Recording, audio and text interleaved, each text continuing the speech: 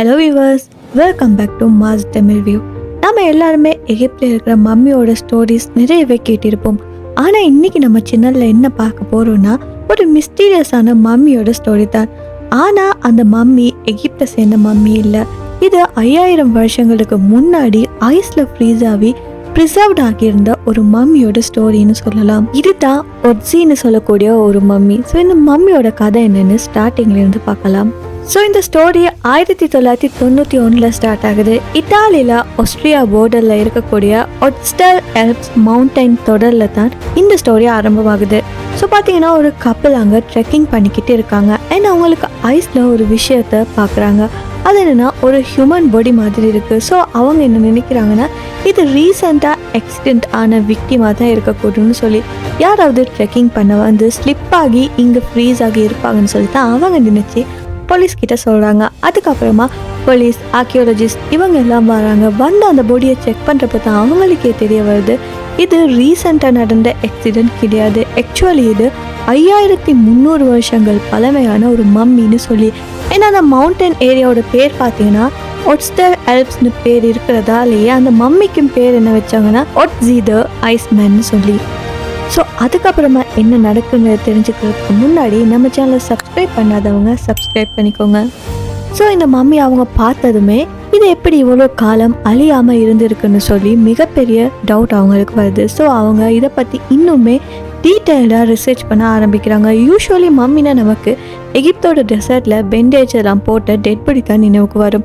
ஆனால் இந்த ஒட்ஸி கேஸில் பார்த்தீங்கன்னா அவரோட பாடி ஐஸில் கவர் ஆகி ஒரு நேச்சுரல் ஃப்ரீசரில் ஃப்ரீஸ் ஆகி 1000 வருஷங்களாக சேஃபாக இருந்திருக்கு. ஸோ அதனாலே அவரோட முழு பாடியுமே அவரோட ஸ்கின்ல இருந்த டெட்டூஸுமே அது மட்டும் இல்லாமல் அவரோட வயிற்றுக்குள்ள இருந்த ஃபுட் கண்டென்ட்டுமே அப்படியே சேஃபாக இன்டெக்டாக கிடைச்சிருக்கு சயின்டிஸ்ட்டுக்கு.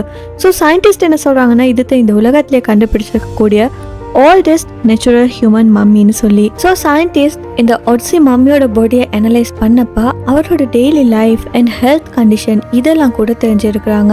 இவரோட ஹைட் பார்த்தீங்கன்னா 5 feet 3 inches சொல்லப்படுது. அண்ட் ஏஜ் பார்த்தீங்கன்னா 45 வயது இருக்குன்னு சொல்லப்படுது. அந்த ப்ரீ ஹிஸ்டாரிக் காலத்துக்கு இது ஒரு மிகப்பெரிய வயதுன்னு சொல்கிறாங்க. ஏன்னா அந்த காலத்தில் பொதுவாக மக்கள் அதிகமாக 35 to 40 வயது வரக்காட்டியும் தான் வாழ்ந்துருக்காங்க. அது மட்டும் இல்லாமல் இவரோட பற்களோட கண்டிஷனும் பார்த்தீங்கன்னா ரொம்பவே ஓர்ன் அவுட் ஆகி இருந்திருக்கு. அதுக்கான காரணம் என்னென்னா அவர் சாப்பிட்ட ஃபுட்டுன்னு சொல்லப்படுது. அந்த காலத்தில் ரிஃபைன் பண்ணப்பட்ட சாஃப்ட் ஃபுட்ஸ் கிடையாது. ஸோ அவர் மோஸ்ட்லி என்ன சாப்பிட்டு இருக்கிறாருன்னா குதிரைவாளி, மில்லட் மாதிரியான தானியங்கள், அது மட்டும் இல்லாமல் ரொம்பவே ஹார்டான பிரெட்ஸ், சில சமயம் அன்குக்டான மீட் எல்லாம் சாப்பிட்டுருக்காரு. ஸோ இதை மாதிரி ஹார்டான ரஃப்பான ஃபுட் டெய்லி சாப்பிட்றதால தான் அவரோட பற்கள் அப்படி இருந்திருக்கு. அண்ட் அவருக்கு ஹெல்த் ப்ராப்ளம்ஸும் இருந்திருக்கு. இதை DNA test and CT scan test எல்லாம் அவங்க தெரிஞ்சிருக்காங்க. அவருக்கு கிட்னியில் ஸ்டோன்ஸ் இருந்திருக்கு. அது மட்டும் இல்லாமல் ஜாயிண்ட் பெயின் இருந்திருக்கு. லெக்டோஸ் மாதிரியான மில்க், டெய்ரி பொருட்கள் எல்லாம் டைஜஸ்ட் பண்ண முடியாது. ஸோ இதெல்லாம் பார்க்குறப்ப அந்த காலத்தில் கூட மனிதர்களுக்கு பல ஹெல்த் ப்ராப்ளம்ஸ் எல்லாம் இருந்திருக்குன்னு தெரிய வருது. அது மட்டும் இல்லாமல் இவரோட உடம்புல நிறைய டெட்டோஸ் எல்லாம் இருந்திருக்கு. இது தான் ரொம்ப இன்ட்ரெஸ்டிங்கான பார்ட்டுன்னு சொல்லலாம். அவரோட பாடியில் ஓவராலாக 61 டெட்டோஸ் கண்டுபிடிக்கப்பட்டிருக்கு.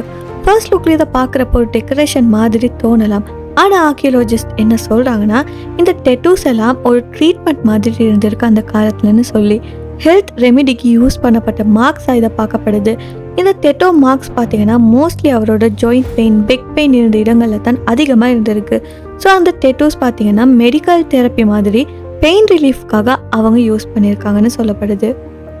அது மட்டும் இல்லாமல் இவரோட டிஎன்ஏ டெஸ்ட்டில் என்ன கண்டுபிடிச்சாங்கன்னா அவரோட கண்கள் பார்த்தீங்கன்னா ப்ரௌன் கலரில் இருந்திருக்கு. அண்ட் பிளட் குரூப் பார்த்தீங்கன்னா ஓன்னு சொல்லப்படுது. அது மட்டும் இல்லாமல் இவர் யூரோப்பில் கொப்பர் ஏஜ் பீரியடுக்கு சொந்தமானவர்னு சொல்லி. ஸோ அந்த காலத்துலேயே மனிதர்கள் மெட்டல் யூஸ் பண்ணவும் ஆரம்பிச்சிருக்காங்க. அண்ட் அதை விட ஷாக்கிங்கான பார்ட் என்னன்னா சயின்டிஸ்ட் இவரோட வயிற்றுக்குள்ளே இருந்து ஃபுட் கண்டென்ட்ஸ் கூட கண்டுபிடிச்சிருக்காங்க. இவரோட லாஸ்ட் மீலாக இருந்திருக்கிறது பார்த்தீங்கன்னா பிரெட் டியர் மீட், அது மட்டும் இல்லாமல் ஐபெக்ஸ்ன்னு சொல்லக்கூடிய ஒரு ஆடோட மீட், அது மட்டும் இல்லாமல் சில தானியங்கள். ஸோ இது தான் அவரோட லாஸ்ட் மீலாகவும் இருந்திருக்குன்னு சொல்லி அவங்க கண்டுபிடிச்சிருக்காங்க.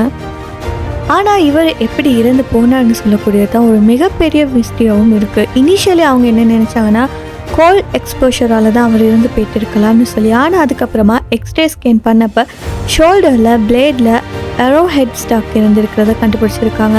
அதாவது அவர் மர்டர் பண்ணியிருக்க சான்ஸ் அதிகமாக இருக்குன்னு சொல்லப்படுது. அது மட்டும் இல்லாமல் அவரோட ஸ்கல்ல பிரெயின் இன்ஜுரி மார்க்ஸ் எல்லாம் இருந்திருக்கு. அதனாலே சிலர் சொல்கிறாங்க ஃபைட்டில் அட்டாக் ஆகியிருக்கலாம்னு சொல்லி. ஸோ ஒட்ஸி ஒரு க்ரைம் விக்டிம்னு கூட சொல்லலாம்.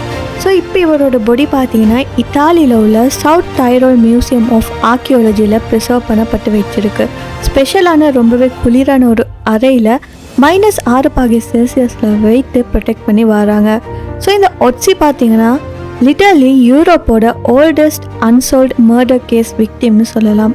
ஸோ இது தான் ஒட்ஸி த ஐஸ்மேனோட ஸ்டோரின்னு சொல்லலாம். ஒரு ஃப்ரோசன் மம்மி 5300 வருஷத்துக்கு அப்புறமா கூட நாம் இன்னைக்கு அதை பற்றி பேசிக்கிட்டே இருக்கோம்.